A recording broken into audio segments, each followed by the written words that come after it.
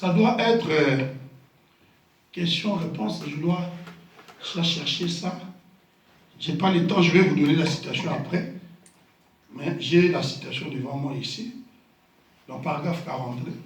Ça doit être question-réponse et je dois vérifier. Frère dit ceci. Il dit, si il est si important pour la race humaine, le calvaire, si le calvaire représente beaucoup, si le calvaire est important pour la race humaine, frère dit, je pense qu'il est bon pour nous de retourner en arrière et de l'examiner. D'examiner ce qui a été accompli à la croix. Parce que c'est important pour toi et moi. S'il n'y avait pas le calvaire, nous ne serions pas ici. Amen. Vous le savez? Amen. Il continue. Nous devons l'examiner. Nous devons voir ce que cela signifie au juste pour nous. En effet, je suis certain, dans cette ère tardive où nous vivons, nous désirons connaître le plus de choses possibles sur l'importance de Dieu. Amen. Nous sommes là, nous voulons connaître plus en rapport avec Dieu. Parce que c'est Dieu qui a créé l'homme. C'est Dieu qui connaît la raison que l'homme est sur la terre. Et pour que l'homme puisse revenir à Dieu, il doit apprendre ce que Dieu a à lui dire. Et Dieu lui dit comment? À travers les prédicateurs. Amen. Est-ce qu'on peut acclamer le Seigneur Jésus?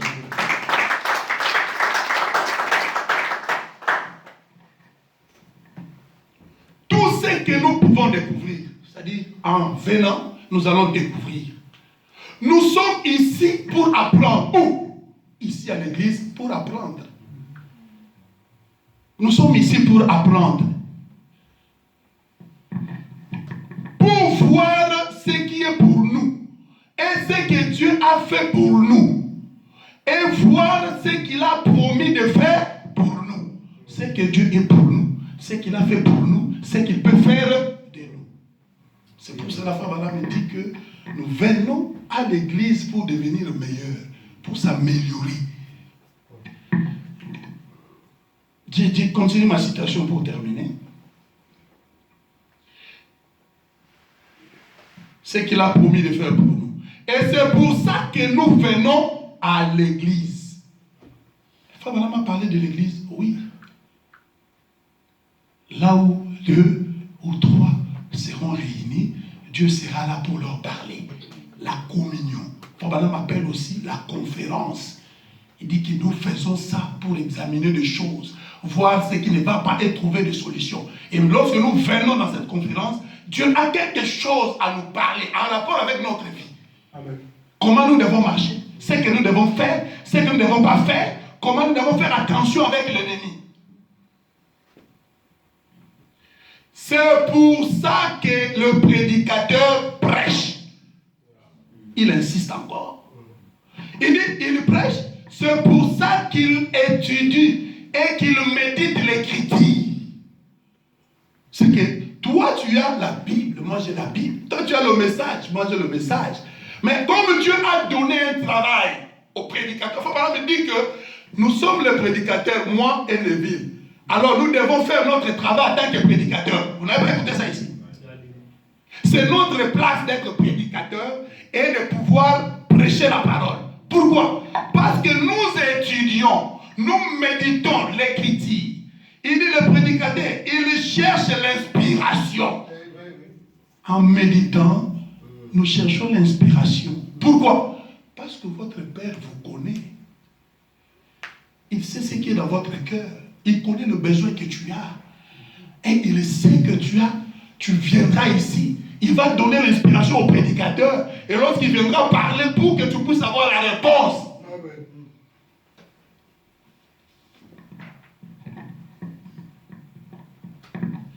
C'est parce qu'il est un serviteur, le prédicateur. Il est un serviteur au service du peuple de Dieu. Et il essaye de trouver quelque chose qu'il n'a pas fini. Que Dieu voudrait dire à son peuple. Quelque chose qui les aiderait. Il se pourrait peut-être que ça les condamne dans leur péché, mais ça les aiderait à se relever. Amen. Dieu châtie celui qui l'aime. Amen. Mais pour le faire perdre, non, c'est pour le ramener à lui. Afin qu'ils abandonnent leur péché et qu'ils se relèvent pour servir les seigneurs. Voilà la raison nous venons ici à l'église. Les ministres devaient chercher ces choses. Est-ce qu'on peut acclamer les seigneurs? C'est là où le prophète termine le petit déjeuner que je voulais vous donner ce matin. C'est-à-dire, je voulais seulement que nous puissions être attentifs, que nous puissions être disposés, parce que Dieu a quelque chose à nous donner à travers sa parole. C'est pour cela que nous venons ici. Où la Bible aussi dit, quelque chose qui n'est pas sujet d'une conviction, c'est un péché. Qu'est-ce qui nous empêche d'avancer avec Dieu? Lorsque nous venons déjà avec un point de vue, avec une position, avec une croyance, à ce moment-là, cela nous empêche de voir Dieu, d'écouter Dieu et de pouvoir avancer. Mais lorsque nous venons, comme si nous n'avons rien, attendant à ce que Dieu nous parle, c'est à ce moment-là que Dieu se révèle à nous. C'est pour cela que Jésus disait que nous devons prendre le royaume des cieux comme un petit enfant. Un petit enfant est innocent. Il n'a pas de pensées négatives. Il attend à ce que ses parents lui donnent tout ce qu'il a besoin. Un point c'est tout. Amen. Amen. On peut se mettre debout pour lire la parole de Dieu.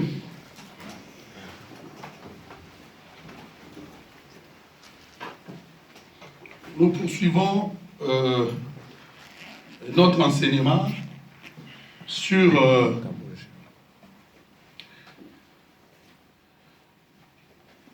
les modèles de Dieu ou les mystères de la volonté parfaite de Dieu. Je crois que c'est la cinquième partie, sixième partie. Je crois que ça doit être la cinquième partie. Inclinons d'abord la tête. Père bien-aimé, Dieu de grâce, Dieu d'amour, nous sommes là à ta disposition, Père. Nous te prions de nous faire grâce, ô Dieu. Nous sommes venus réellement, Père, devant toi, étant faibles dans le besoin, cherchant ce que toi, Père, qui nous connais, tu as dit dans ta parole que cela est une épée à double tranchante, capable de discerner les pensées du cœur et de partager, je dirais, moelle. Et aucune personne n'est épargnée, depuis la chair jusqu'au dernier banc. Que le Saint-Esprit puisse prendre le contrôle de cet endroit, Seigneur. De telle manière, tu t'exprimes directement à travers ta parole pour sonder nos cœurs, pour sortir tout ce qui n'est pas de toi, Seigneur. Et à la fin, puissions quitter cet endroit avec la vie de Dieu. Que les ténèbres puissent dissiper et que la gloire de Dieu se manifeste. Nous soyons transformés, nous soyons changés, nous soyons remplis, Père, pour la gloire de ton nom. Nous nous remettons à toi, Seigneur. Bénis la parole que nous allons lire. Accorde-nous l'onction, Seigneur. Toi seul qui nous as invités dans cet endroit, Père. Nous croyons que tu viens, Jésus, avec tout ce qui est nécessaire pour apporter des solutions aux problèmes de ton peuple, pour guérir les malades, pour consoler les affligés, pour fortifier les faibles, pour bénir et que tes enfants soient dans la joie. Seigneur, accorde-les-nous, car nous te les demandons dans le nom de Jésus-Christ. Amen. Amen. Nous allons lire dans le livre des Hébreux, chapitre 8, verset 5. Lequel célèbre un culte d'images et des ombres et des choses célestes, selon que Moïse en fit divinement averti, lorsqu'il il allait construire le tabernacle, lui dit, aie soin, lui fit-il dit, de faire tout d'après les modèles qui t'a été montré sur la montagne. Lorsque Moïse était sur la montagne pour recevoir le commandement de Dieu, et Dieu qui voulait que le peuple puisse l'adorer, il a donné un modèle à Moïse de comment le peuple devait l'approcher en construisant les tabernacles. Et nous aussi, nous voulons prendre ces modèles-là, savoir comment adorer Dieu, comment être dans la position des fils de Dieu. Vous pouvez vous asseoir. Que Dieu vous bénisse. C'est pour cela Dieu, dans le livre d'Amos, chapitre 3, verset 7, il dit, l'Éternel ne fait rien sans avoir révélé son secret à ses serviteurs, le prophète. Comme il avait parlé à Moïse sur la montagne. Chaque fois que Dieu veut faire quelque chose, il ne parle pas à un Éphésiens 4. Il ne parle pas à un évêque. Mais il parle à celui qu'on appelle le prophète. Parce que le prophète, c'est la bouche de Dieu. Le prophète, c'est la volonté parfaite de Dieu. Le prophète, c'est le chemin de la vie. Amen. Amen.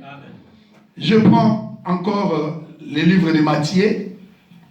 Car Dieu savait que le diable serait tellement rusé, lui qui a été dépossédé de tous ses avantages.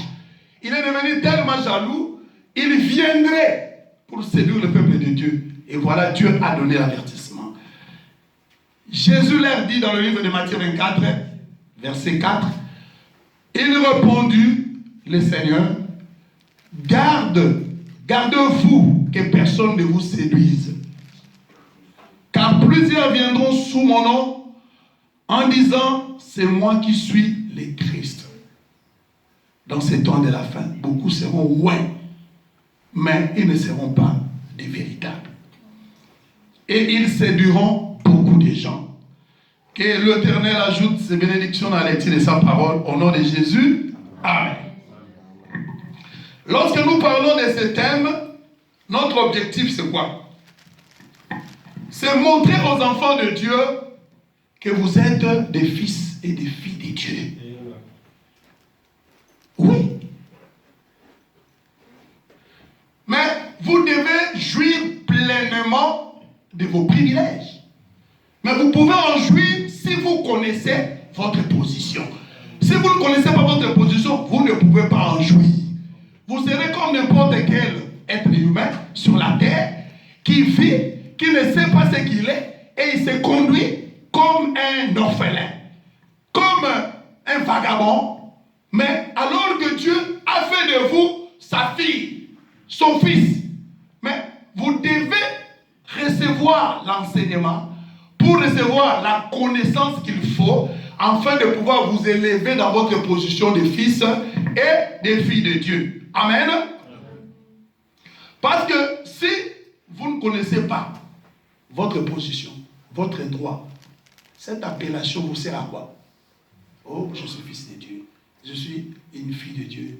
Je suis un chrétien. Ça vous sert à quoi? Ça vous sert à rien. Ce n'est qu'une étiquette. N'importe qui peut s'appeler chrétien. N'importe qui peut dire qu'il est fils de Dieu. D'ailleurs, frère Bana me dit que tout être humain est un fils de Dieu déchu. Malgré sa position de pécheur, peu importe ce qu'il est, il demeure un fils de Dieu mais déchu. Vous voyez? Mais le problème c'est que vous puissiez arriver à connaître qu'est-ce que Dieu veut de vous, qu'est-ce qu'il a fait de vous, pour que cela puisse vous positionner, afin que vous puissiez recevoir votre héritage et vivre comme tel. Amen. Amen. Parce que nous avons des chrétiens des slogans. Moi je suis un fils de Dieu. Moi je suis un chrétien. Oh, la prophétie m'avait dit telle chose. Oh, Dieu m'avait dit telle chose. Ça c'est bien. Mais lorsque nous te regardons, est-ce que nous voyons le fils de Dieu?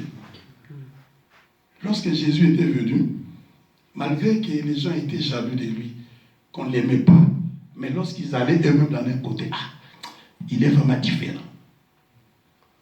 Ils se réunirent là-bas dans le Sanhédrin. Oh, mais cet homme ici est venu nous embrouiller. Regarde comment il tire beaucoup de disciples comme ça. Ananias s'est dit, faites attention. Ananias, faites attention, les souverains sacrificateurs. Parce que cet homme, s'il est vrai, nous risquons de combattre Dieu. Mais laissez-les tout simplement. Si l'entreprise qu'il a commencée ne vient pas de Dieu, ça va s'arrêter. Mais si ça vient de Dieu, personne ne peut l'arrêter. Oui, mes frères. Si vous êtes un fils de Dieu, une fille de Dieu, parce qu'en vous, il doit y avoir quelque chose de Dieu. Et rien ne peut étouffer votre vie. Rien ne peut étouffer votre marche. Même des difficultés, même des problèmes, rien ne peut arrêter. Parce que la sémence de Dieu se trouve en vous. Amen. Mais cela va tout simplement venir se manifester lorsque vous allez reconnaître votre position. Est-ce qu'on peut acclamer le Seigneur Jésus?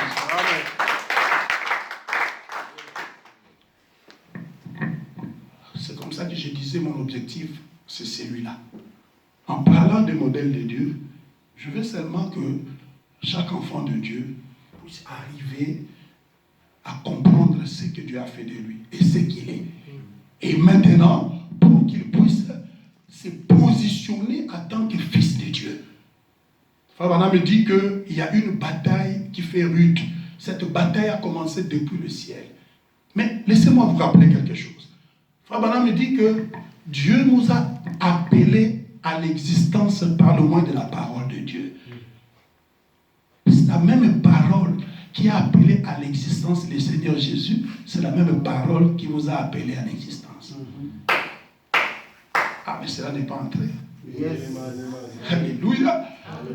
Lorsque Dieu commençait à créer, avant la fondation du monde, dans l'éternité, la Bible dit, le Seigneur, le Fils de Dieu, fit créer le premier. Dans le livre des Proverbes. Est-ce que vous le savez? C'est pour cela que la Bible dit qu'il est le premier-né. Si lui est le premier-né, toi tu es le second. Amen. Il est ton grand frère. Amen. Le problème, c'est que lui a reconnu sa position. Amen. Et lorsqu'il est venu, il dit, je suis venu du Père. Amen. Alléluia. Et vous aussi, vous devez venir dire, je suis le Fils de Dieu. J'étais dans la pensée de Dieu. Parce que le Dieu créateur, lorsqu'il était dans l'éternité, j'étais en lui. Amen. Le frère me dit, dans la prédication, la foi parfaite, il dit, remarquez, le Seigneur Jésus-Christ avait la foi, parce qu'il avait cru à ce qui était dit de lui. C'est pour cela la foi fait. Et nous aussi, nous devons avoir la foi, pour que la foi vienne, parce que la parole dit que nous sommes fils et filles de Dieu. Amen. Et ça maintenant avance. Il dit que remarquez, lorsqu'il a appelé le Christ par la parole, et il vous a aussi appelé, il vous a donné les droits légaux. Amen. C'est-à-dire les droits que Christ a, vous aussi vous l'avez. Amen. Amen. Et lorsque le diable commence là, qui a perdu ses avantages, lui qui était l'ange puissant, l'ange préféré de Dieu, et que Dieu a envoyé pour mettre des soins en perfection, lorsqu'il s'est élevé dans la jalousie, et Dieu l'a précipité, il est devenu jaloux contre toi et moi. Amen. Il ne veut pas que tu puisses reconnaître ta position, parce que lui a perdu ses avantages. Il veut que toi aussi tu puisses perdre tes avantages. Dis au diable, moi je ne perdais pas mes avantages. Moi je ne perdais pas mes avantages. C'est pour cela qu'il est descendu pour te faire la guerre, pour te distraire. Et par quel moyen? Fabana me dit remarquez. Lorsqu'il a placé Adam et Ève sur la terre, il les a fait de Dieu sur la terre. Amen. De telle manière qu'ils étaient privés de rien. Ils avaient toutes choses. Si Ève voulait qu'une rivière puisse se déplacer, il disait, oh chérie, cette rivière me dérange. Et Adam disait, rivière, va là-bas. Cela a été exécuté. Amen. Amen. C'est-à-dire, ils avaient le privilège, comme fils de Dieu, de contrôler la nature, de contrôler toutes choses par la parole. Parce que la parole, ce n'est rien d'autre que la pensée de Dieu. Et toi, tu es l'expression de la pensée de Dieu. Cette parole qui avait dit que le monde soit, que la lumière soit. Cette même parole qui a dit que tu es le Fils de Dieu. Les étoiles du matin qui poussaient, les cris de joie. Et lorsque tu as été manifesté, maintenant toi, à cause du péché, tu as oublié ta nature. Lorsque Dieu les a placés dans le jardin d'Éden, ils avaient l'autorité, ils avaient le pouvoir, Amen. Ils avaient le contrôle de toutes choses, ils avaient la vie éternelle. Frère Branham me dit, toi aussi, tu étais en Dieu, Amen. Tu étais dans la pensée, tu avais le même droit comme Adam avait. Parce que Adam le premier, votre père, vous étiez en lui. Ainsi, en venant sur la terre, vous avez oublié ce que vous étiez. Et le diable est venu vous distraire. Et vous commencez à vivre dans le péché. Frère Branham me dit, remarquez ce qui est arrivé. Dans cette position-là, le diable était tellement jaloux, il contrôlait leur marche. Il regardait comment ils jouissaient de tous les droits dans le jardin d'Éden. Et un jour, le diable s'est approché. Frère Branham dit que lorsque le diable s'approche de vous, il veut tout simplement vous arracher cette autorité qui est la parole que Dieu vous a donnée, qui vous donne le droit d'être un fils de Dieu. Il dit, Sœur Ève,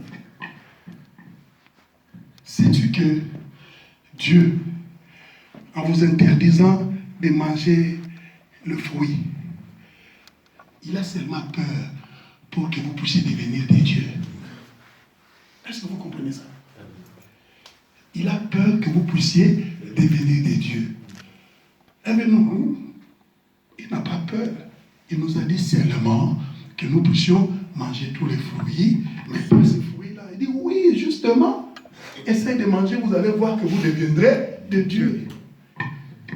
Il vient par sa tromperie, à travers la parole de Dieu, pour distraire les enfants de Dieu. C'est ce qu'il fait aujourd'hui aussi, mes frères. Amen. Fabana me dit, il est venu dans une imitation parfaite. Ne pensez pas que le diable viendra vous dire, allez courir avec une femme. Oubliez ça. Il ne va pas vous dire ça. Vous avez déjà cru le message, vous êtes dans la parole, il ne vous dira pas ça. Aujourd'hui, il est venu dans une imitation parfaite. C'est-à-dire, il est écrit. Est-ce qu'on peut acclamer le Seigneur Jésus?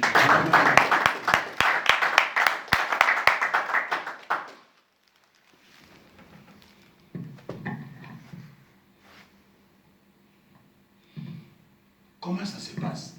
C'est justement dans les petites choses que nous sommes en train de négliger nous-mêmes que nous voyons que ça n'a pas de sens. Il est écrit, il est aussi écrit. C'est ça, non? Oui. Frère Branham me dit ceci. Est-ce que vous savez que vous êtes un souverain sacrificateur? Hein? Mais je sais qu'Apocalypse dit. Vous allez prendre Apocalypse chapitre 1, verset 6. Dieu a fait de vous un royaume de sacrificateurs pour Jésus-Christ et son Fils. Frère Branham dit, qu'est-ce qu'un sacrificateur est censé faire? C'est offrir des sacrifices. On dit, voilà comment nous faillissons. Un sacrificateur, on ne lui dit pas aller offrir des sacrifices. C'est son travail d'offrir des sacrifices. Amen. Et Frère Branham dit que toi et moi, nous sommes des sacrificateurs. Oh Frère Branham, bon, moi si je suis fatigué quand même, je ne vais pas aller à l'église. Je vais faire comment? Frère dit, de toutes les façons, vous êtes un sacrificateur. Un sacrificateur ne cherche pas d'excuses. Vous devez être à votre poste du devoir. Il dit, allez quand même offrir des sacrifices. C'est ça. C'est le diable qui vient te dire, tu es aussi un homme, non?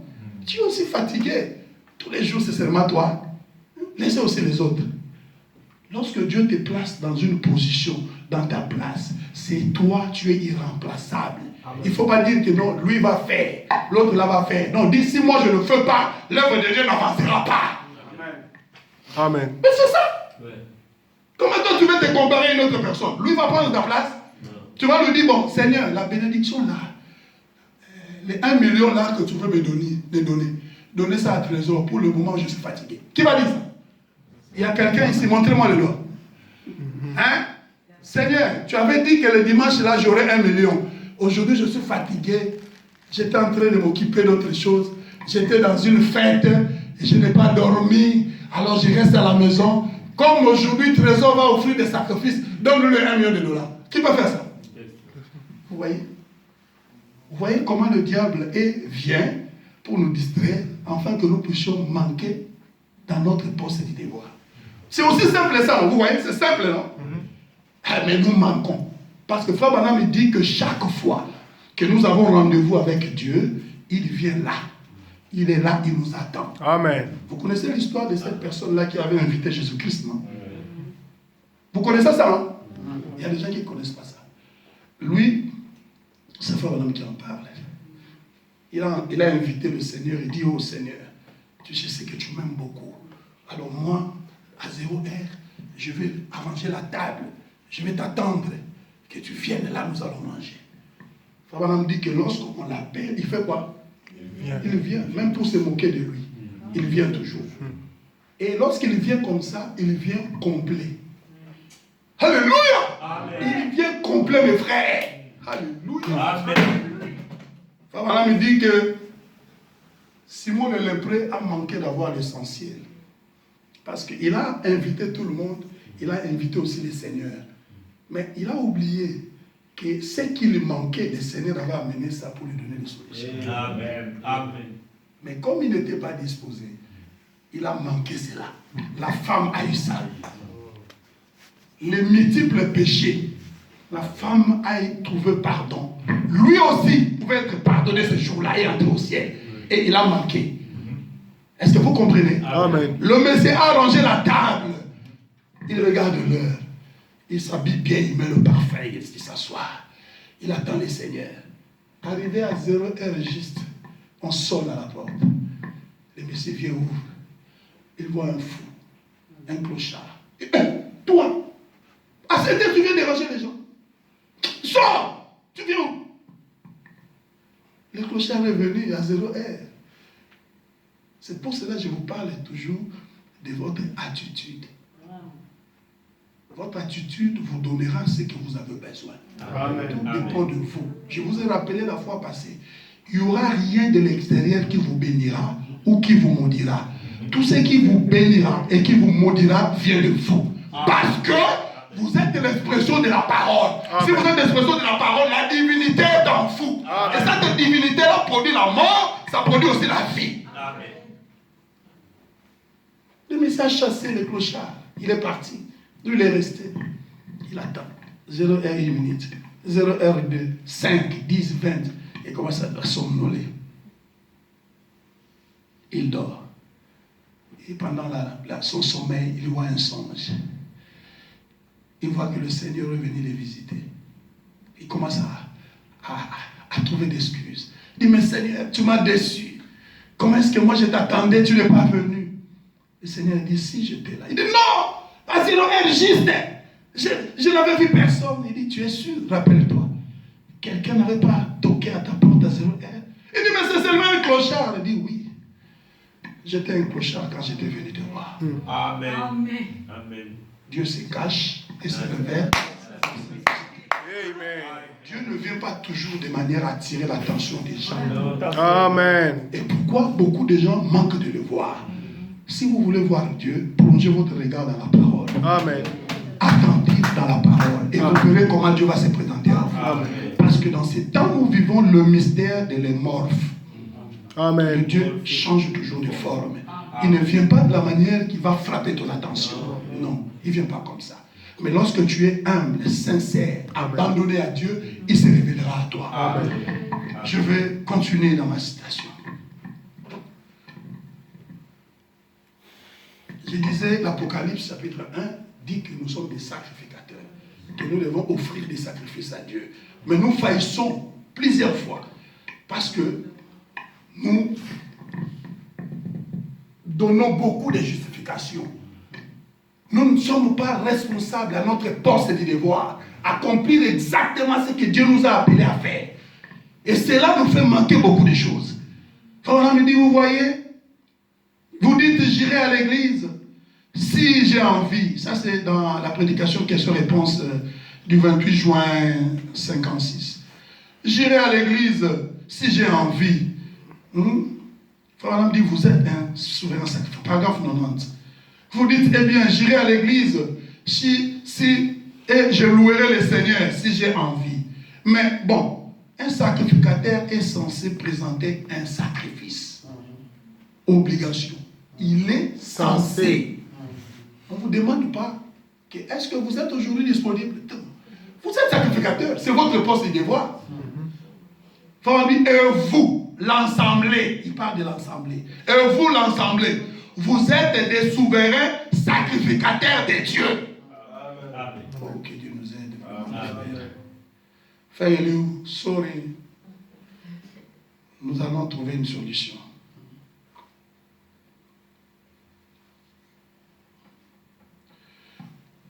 Qui doivent présenter un sacrifice spirituel. Quel est ce sacrifice spirituel, frère Madame? C'est-à-dire le fruit des lèvres qui donnent la louange à Dieu. Est-ce qu'on peut acclamer le Seigneur?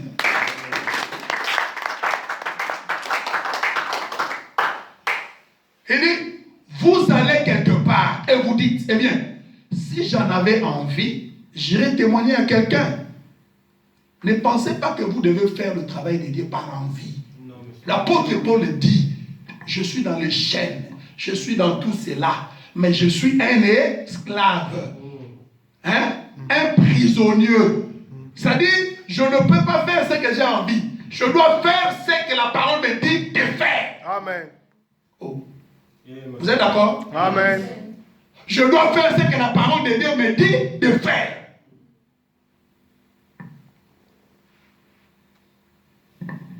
Eh bien, faites-le quand même. Si vous êtes un souverain sacrificateur, frère, cela brûle dans votre cœur. Amen. Que personne ne vous force. Le frère ne va pas me dire, pasteur, oh, mais tu dois aller prêcher, non, pasteur. Regarde, pasteur, tu dois aller prêcher. Non, mais écoutez, si je suis un prédicateur, je serai à mon poste et je prêcherai. Amen. C'est seulement ça. Pour cela, l'apôtre Paul dit, malheur à moi si je n'apporte pas l'évangile. Frère, allez, faites-le quand même. Parce qu'il faut que vous fassiez un sacrifice. Amen. C'est votre travail. Quelque chose de difficile à faire. Vous voyez? J'ai toujours dit à Dieu, les gens qui pensent avoir tout dans la facilité n'auront rien. Amen. Avec Dieu, on n'a pas tout dans la facilité. Lorsque moi je travaillais dans une société de communication et dans le job description, lorsqu'on vous recrute, lorsque vous faites votre CV, vous faites tout, on vous donne le job description. Et on doit voir quelque chose de différent aux autres. Vous avez fait la formation qu'on a besoin, oui. Vous avez le diplôme qu'on a besoin, oui. Vous pouvez faire le travail là, oui. Maintenant, ça, on ne le dit pas dans les CV. Ça, on le dit dans l'interview. On vous donne tel poste, qu'est-ce que vous allez faire? Vous parlez, vous vous écoutez. Ah ok, c'est bon. L'autre vient, il parle. Bon, pourquoi je dois le prendre? On veut quelqu'un qui va faire au-delà de ce qu'on lui demande de faire. Et c'est ça. Parce que si tu fais comme tout le monde, on a besoin de toi. Pourquoi? Vous verrez là-bas, capable de travailler sous pression, capable de travailler sous stress. C'est-à-dire qu'il y a des conditions que vous devez accepter qui est au-delà de votre contrat. Ça, ce n'est pas dans le contrat, ça, c'est dans l'interview. Votre chef veut voir de quoi vous êtes capable de faire, d'apporter un plus dans l'entreprise. Et si dans le naturel, ces choses-là se passent, vous pensez que dans le spirituel, ce n'est pas ça? C'est ça, mes frères. On dit quelque chose de difficile à faire. Allez, faites-le quand même. Vous êtes un sacerdoce spirituel. Allez, faites-le, mes frères. Un peuple royal qui donne la louange à Dieu parce que Dieu vit dans votre cœur. Est-ce qu'on peut acclamer le Seigneur? Amen.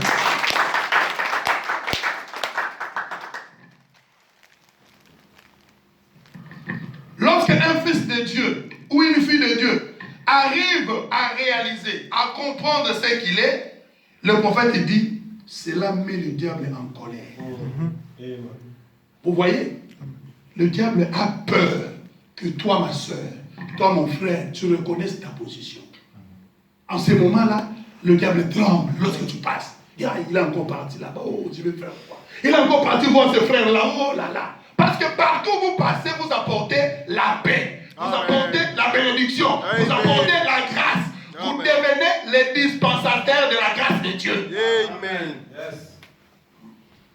Amen. Oh, c'est tellement merveilleux, mes frères.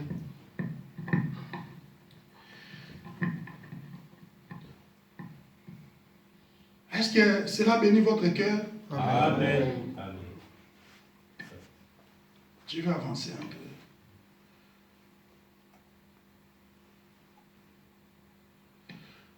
Je m'étais arrêté la fois passée, si vous pouvez vous rappeler. Nous étions en train d'interpréter qu'est-ce qu'est l'iniquité. Vous vous rappelez, non? On parlait de l'iniquité. Pourquoi? Parce que nous avons vu dans le livre d'Ézéchiel comment Satan était précipité. Et dans son orgueil, il avait des pensées. Il voulait, il dit, j'établirai mon royaume. Et ça dépasserait tous les autres. C'est ça, non? Et maintenant, nous étions en train de parler de l'iniquité. Et l'iniquité, c'est ce que le diable amène le peuple de Dieu, les enfants de Dieu, à faire aujourd'hui. Vous allez vous poser la question, mais pasteur, comment moi je vais faire l'iniquité? Je vous ai dit que le diable, dans ces temps, vient dans une perfection de la séduction. C'est-à-dire, il n'utilise pas quelque chose qui vous fait mal. Il utilise quelque chose que vous aimez. Vous aimez quoi? La parole. Et il vient avec la parole. Amen. Et si vous ne faites pas attention, il vous fait entrer dans l'iniquité sans le savoir. Et qu'est-ce que l'iniquité? La fois passée, j'avais dit que, là où je m'étais arrêté, j'ai dit que beaucoup de gens sont déjà tombés dans la ligne de démarcation en commettant l'iniquité. Mais ils viennent à l'église, ils adorent. Ils louent Dieu. Ils voient même les manifestations. D'autres même sont des prédicateurs, ils prêchent la parole. Il y a des miracles, ainsi de suite. D'autres sont des enfants de Dieu. Ils voient que ces affaires prospèrent. Tout se passe bien. Hein? Vous vous rappelez de ça? Et je vous ai dit, vous devez vous méfier. Parce que toute bénédiction ne dit pas que cela vient de Dieu. Comme on dit, la bénédiction matérielle n'est pas signe que vous êtes béni de Dieu. Amen. Et lorsque vous êtes béni de Dieu, vous avez la paix dans votre cœur. Amen. Vous savez que Dieu marche avec vous. Amen. Et c'est comme ça qu'on est en train de dire. On dit que l'iniquité, c'est faire ce qui est mal. Ce qui est mal, c'est quoi? Les Juifs étaient aveuglés par Dieu. Mais Fabraham dit que nous, c'est différent des Juifs. Parce que nous les commettons volontairement. Il y a une autre personne, vous le montrez, mais la parole de Dieu dit ceci, non? Il dit, non, notre pasteur ne dit pas ça. Ah, vous savez ça, non? Mais c'est écrit noir sur blanc. Non, notre pasteur ne nous prêche pas comme ça. Ok, il n'y a pas de problème. Servez votre pasteur.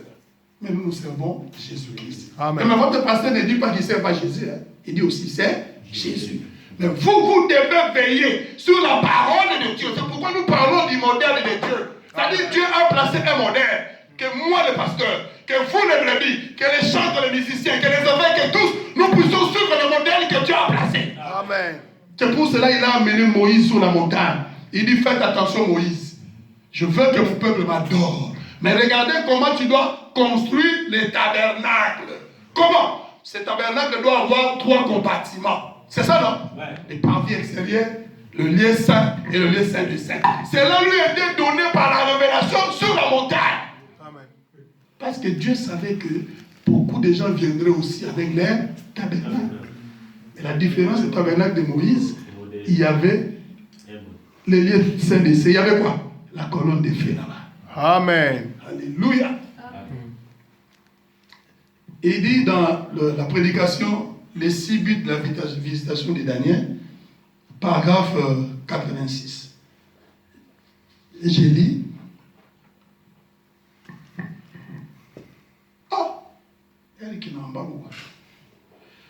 Il dit, pour expier l'iniquité, l'iniquité, c'est faire ce qui est mal. Comme ils l'ont fait à la croix. C'est-à-dire, ils ont mis le Seigneur à la croix. C'était mal, non? Il a fait une expiation. Le Seigneur en mourant, il a fait l'expiation. Écoutez. Mais elle ne leur sera pas appliquée. C'est-à-dire, l'expiation que le Christ avait accomplie à la croix, cela n'est pas imputé aux Juifs. Yes. Parce que Dieu les avait aveuglés. C'est comme ça qu'ils n'ont pas eu bénéfice de l'expiation de la croix. L'expiation de la croix a eu un bénéfice pour les gentils. Parce que eux, ils ont contribué à le mettre à la croix sous l'ignorance, c'est-à-dire l'aveuglement qui était venu de la part de Dieu. Maintenant, Dieu s'est tourné vers nous les gentils pour que nous puissions bénéficier de l'expiation du péché. C'est-à-dire, peu importe comment nous étions sombrés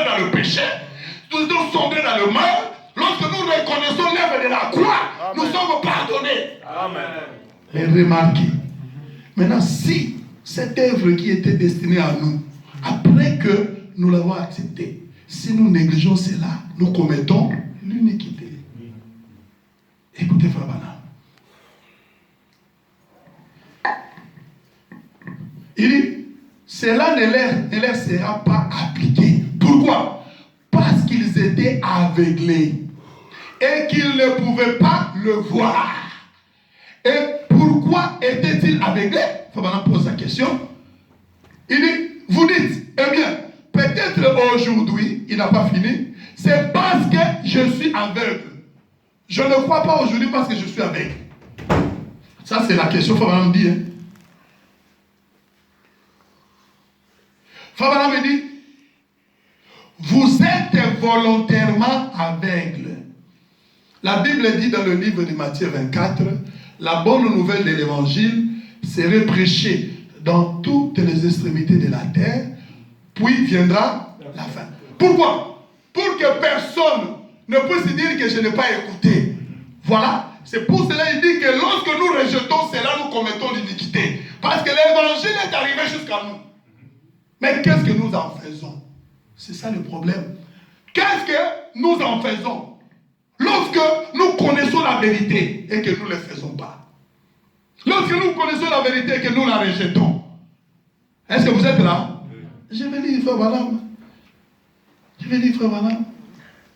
Mais vous, si vous êtes aveugle, c'est volontairement que vous l'êtes. Il n'y a pas d'expiation. Est-ce que c'est compris? Après que la lumière nous est donnée, si nous rejetons cela, il n'y a pas d'expiation. Enfin, on dit, pour vous, si vous ne croyez pas ce que je suis, a dit Jésus, vous mourrez dans votre péché. Ce n'est pas la parole de Dieu.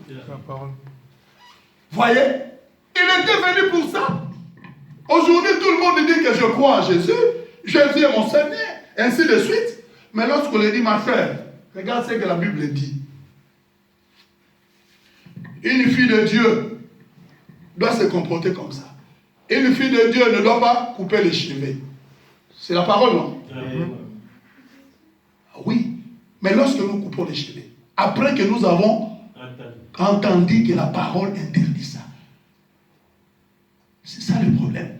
Après que nous avons reçu l'avertissement,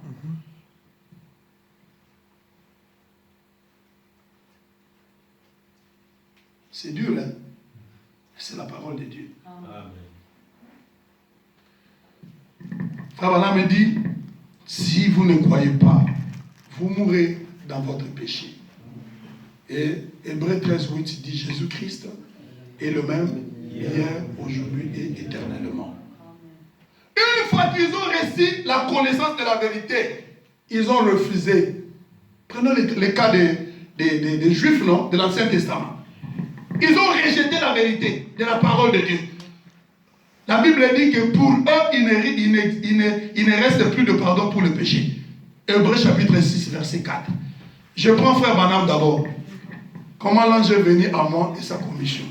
226. Frère Branham dit, j'ai dit non, Frère Bosworth. Non, messieurs. Je ne veux pas relever les défis. Il y avait un groupe de gens, des serviteurs de Dieu, des pentecôtistes qui débattaient avec Frère Branham de temps à autre. Et le Frère Bosworth dit, Frère Branham, tu dois aller relever les défis. Parce qu'il savait que Frère Branham, quand il va dans un défi, Dieu s'est manifesté. Il y avait des miracles et tout ça. Le Frère Branham me dit, Frère Bosworth, je ne veux pas perdre mon temps. Ces gens-là, même si tu leur dis quoi, après ils vont se mettre à faire autre chose. Ça ne sert à rien. J'ai dit, ça ne sert à rien, mon frère Bosworth. J'ai dit, tout ce que ça fait, c'est qu'il y a des disputes quand nous quittons l'estrade.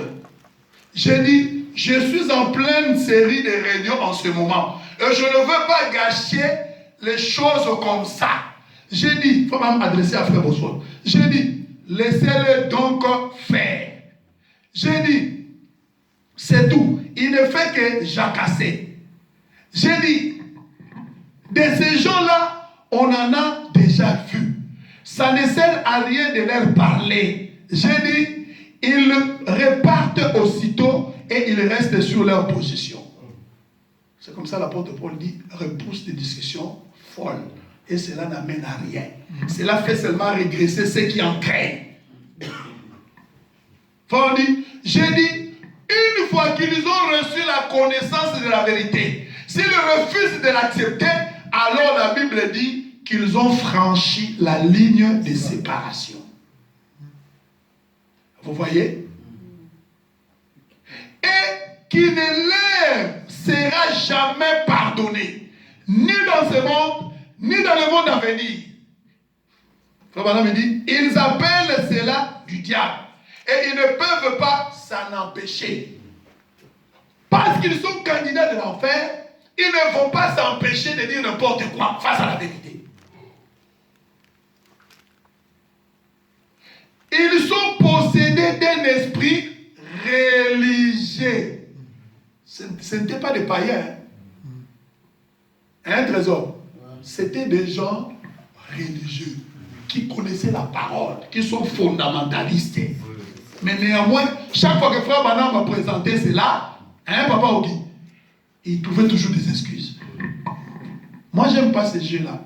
Vous présentez une écriture